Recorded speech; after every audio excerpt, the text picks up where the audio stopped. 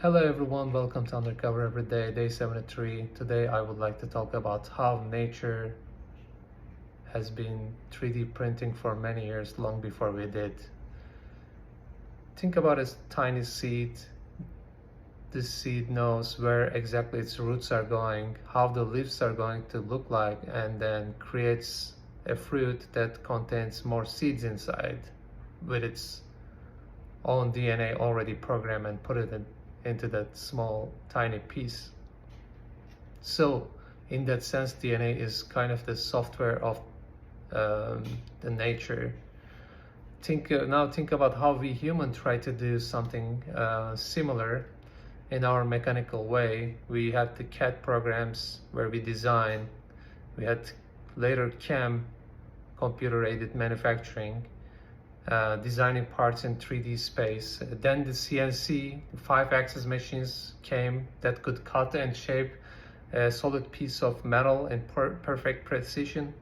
And then the next leap, instead of cutting metal away, we start to add it layer by layer. That's where 3D printing was born, actually. From plastic to metals, now something living. So scientists call it the bioprinting, using what they call a bio ink. It is containing living cells, nutrients, and some gels. They print it layer by layer like nature does, only much faster. We have already managed to print skin, bones, cartilage, and even a small heart that's able to beat. So imagine one day if somebody needs a kidney transplant, they don't need to wait for donor. They don't need to worry about the rejection or perfect match.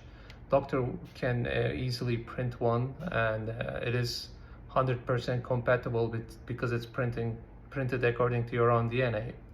So it's like we are slowly learning the language of creation, decoding what nature already mastered.